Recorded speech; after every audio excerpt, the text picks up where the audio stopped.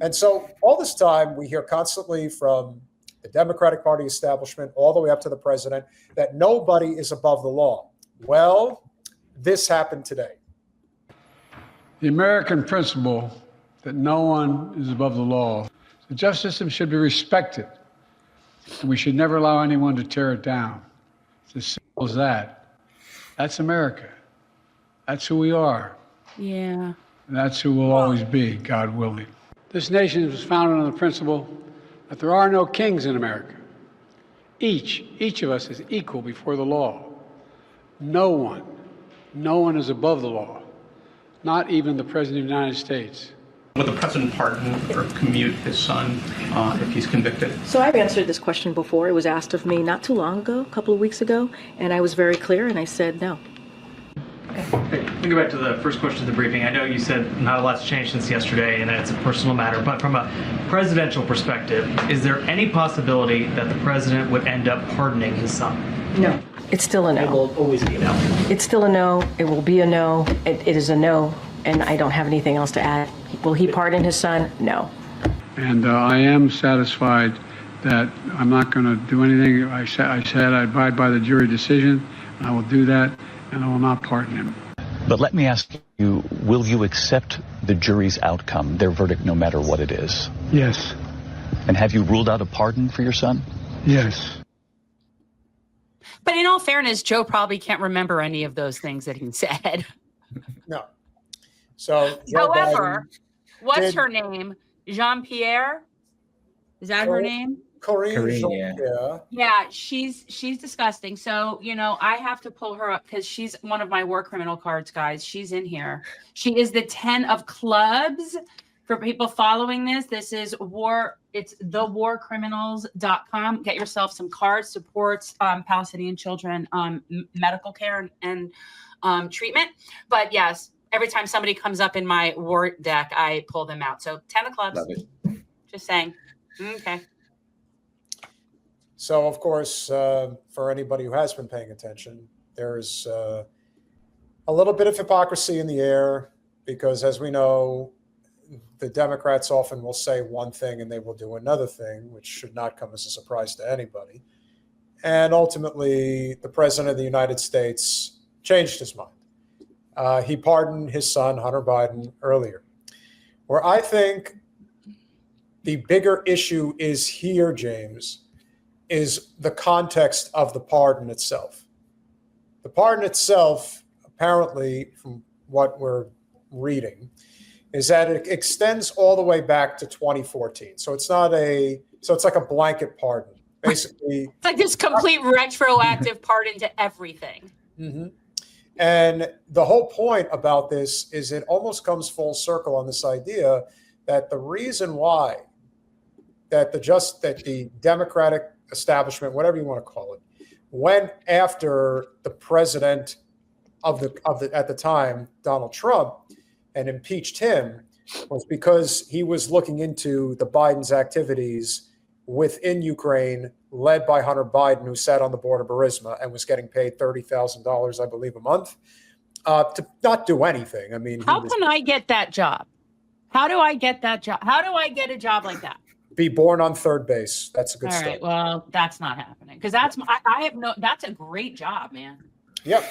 And so now the whole point of this pardon is to basically say, not only is Hunter untouchable, but you cannot go after any of the previous activities that we did. You know, the whole thing about taking Trump through the ringer in court in 4 different states and a lot of it being completely overblown, especially what happened in New York.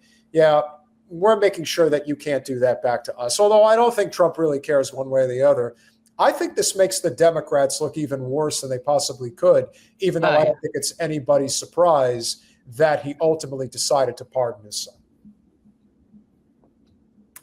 Yeah, I don't think this is. I mean, I think this will be kind of the nail in the coffin for Joe Biden, in a metaphorical sense. I know. He's getting close there, James. But yeah, I just don't know. I mean, obviously, like as a father to a son, we can kind of empathize with what he's trying to do there.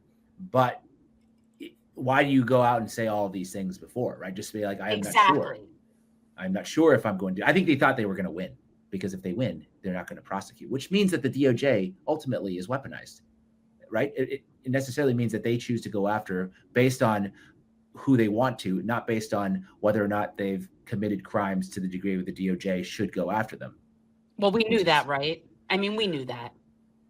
Well, as Governor Jared Polis, who I'm sure has his eyes on bigger and better opportunities going forward, he did say this is a bad precedent that could be abused by later presidents and will sadly tarnish the president's reputation.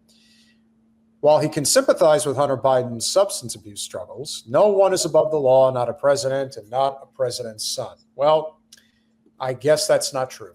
I'm not really one to get too upset about things like this, because I think if you've been paying attention for the past decade, you can see just how corrupt and rigged the system really is. Like, this shouldn't surprise people.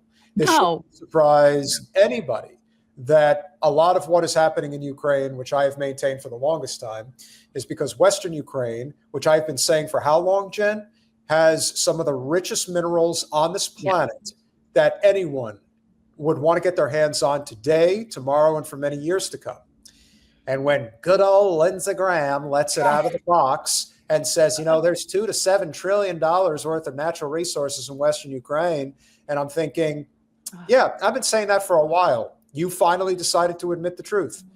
Why do you think BlackRock is so hell-bent on controlling as much territory within the state as possible once this war ends? It should not. Do you think that's more effective, Stephen, messaging when you say something like that nakedly? Peter. Oh, sorry, Peter. Sorry, not Stephen. You know what's Peter, funny? My bad. We've had guests on the show before that have called me Stephen as well. You're not the first one, so this is actually happening. I apologize, Peter. Don't worry about it. I just think it's funny that you happen to say the same name. You look like us. I don't know. I guess. Well, all right. So I'm going to let you off the hook for this reason, because I have been told how long, Jen, that I look like Stephen Buscemi. Steve Buscemi. Like, I have been getting that for long time. Forever. Yes. So I do think that it's fair to say. Now that you say, you know what, I'm going to say that's. How do you do, fellow kids? Oh. That's always the best one. That one works out pretty well. No, that was good. What is your? What I was going to ask you, Yeah. It was that, do you think that messaging is more effective when he just says the thing out loud, when he says, yes, we're going after the minerals, all these rare earth minerals? It's more effective than just saying, oh no, this is a thing because of democracy and we need to help save democracy in Eastern Europe, this and that, when that's clearly not the case. When they just say it more effectively, or more directly, people are like, okay, well, maybe, yeah, we should get these minerals. Let's do it. Well, look, Trump, I remember when he admitted that we were in Syria for the oil. We got the oil. And I was so pleased. I'm like, thank you. That's not what he said. Thank you for your candor, kind sir. He said, like, we got to go after the oil. No, but it's like, that's what freaks out the establishment Republicans, is that he really does say the quiet part out loud a little too often. But I personally prefer that, because I know it anyway. So it's just, and it's nice to realize that maybe other people will eventually learn this too. Listen, I want to see the establishment crumble in both parties just as well. The one thing I am appreciative for one reason with the GOP establishment, and only one, because as far as I'm concerned, I would support Trump and his mission much faster than I would ever support Mitch McConnell's. Now, if people want to disagree with me on that, that's fine. But I've seen enough to know what I would prefer versus what I wouldn't. I will say this, though. How anybody has a blind spot at this point for Rick Scott is simply beyond me. How you would ever allow that mass murdering bastard to obtain one of the highest positions in all of government as the Senate Majority Leader? Are you fucking insane? Wait, he didn't get it. He didn't, but they wanted him to get it. And the fact that he didn't get it, I think, speaks to the very few within the GOP that still have some semblance of a liberal streak, AKA Susan Collins and I'm blanking on her name. Lisa Murkowski.